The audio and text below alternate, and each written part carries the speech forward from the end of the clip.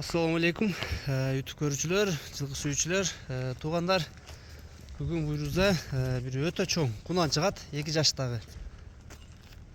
Бою 1,77 см туугандар. 2 жаш, жаска 3 жаш болот, Жаска 3 жаш. Россиядан келген экен туугандар. Волгоград, бул? Мына өтө чоң өспүрүм истегендерге туугандар. Жанар. 1,77 екен туугандар, метрге кенен ченеп. Аксыда туугандар өспүрүм. Баазын келишебиз деп.